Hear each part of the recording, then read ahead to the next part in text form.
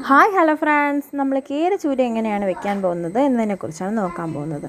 ആദ്യം നമുക്ക് വേണ്ടത് എണ്ണയാണ്. എണ്ണ ചൂടായി വരുമ്പോൾ ഉലുവയും ചെറിയ ഉള്ളിയും എല്ലാം ഇട്ട് നന്നായിട്ട് വഴറ്റി കൊടുക്കുക. ഉലുവ ഒരുവിധം ആയതിനു ശേഷം അതിൽ കൂടെ ചെറിയ ഉള്ളിയും കുരുമുളകും ഇട്ട് കൊടുക്കുക. അത് കുറച്ച് വഴണ്ട് വന്നതെന്ന് കാണുമ്പോൾ മഞ്ഞയും മുളക് പൊടിയും മല്ലിപ്പൊടിയും എല്ലാം ഇട്ട് നന്നായിട്ട് വഴറ്റി കിണ്ടി എടുക്കുക. നല്ലതായിട്ട് വഴറ്റി വന്ന് എന്ന് കാണുമ്പോൾ തന്നെ അതിലേക്ക് കുറച്ച് തേങ്ങ ചേർക്കുക. കുറച്ച് ആവശ്യത്തിന് തേങ്ങ അതിലോട്ട് കുറച്ചിട്ട് കൊടുക്കുക. എന്നിട്ട് നന്നായിട്ട് വഴറ്റി എടുക്കുക. നന്നായിട്ട് വഴറ്റി വരുമ്പോൾ അതിലേക്ക് കുറച്ച് കരിവേപ്പില, ആവശ്യത്തിന് കുറച്ച് കരിവേപ്പില ഇട്ട് കൊടുക്കുക.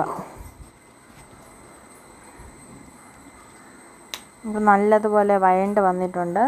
അതിലേക്ക് ആവശ്യത്തിന് നമുക്ക് എത്ര പുളിപ്പാണോ വേണ്ട അതിന് കണക്കായ കുറച്ച് പുളി.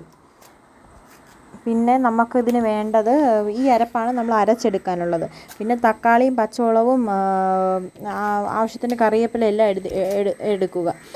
ആ സമയം നമ്മൾ മീൻ കഴുകി എടുക്കുക. കേരച്ചൂര ഉപ്പൊക്കെ ഇട്ട് നന്നായി കഴുകി എടുക്കണം. ഉലുമ്പ് നാറ്റമൊന്നും ഇല്ലാതിരിക്കാൻ വേണ്ടിയാണ് നമ്മളിങ്ങനെ ചെയ്യണത്. അപ്പം നമ്മൾ വെച്ചിരുന്ന അരപ്പിനെ അരച്ച് നമ്മൾ അടുപ്പത്ത് വെച്ചിട്ടുണ്ട്. അത് തിളച്ച് വരുമ്പോൾ ഈ മീനിനെ എടുത്ത് നല്ല തിളച്ച് വന്നതിന് ശേഷം ഈ ഓരോരോ മീനായിട്ട് ഇട്ട് കൊടുക്കുക. അപ്പം നമ്മുടെ കറി ഓക്കെ ആയി. മീനിട്ടതിന് ശേഷവും കറി നല്ലതായിട്ട് ഇളക്കി കൊടുത്തതിന് ശേഷം അടച്ചു വയ്ക്കുക. പിന്നെ തിളപ്പ് വന്ന് ഒരു 10-20 മിനിറ്റ് ആകുമ്പോൾ തിളപ്പ് വരുമ്പോൾ തന്നെ നമ്മുടെ മീൻ കറി റെഡിയാവും.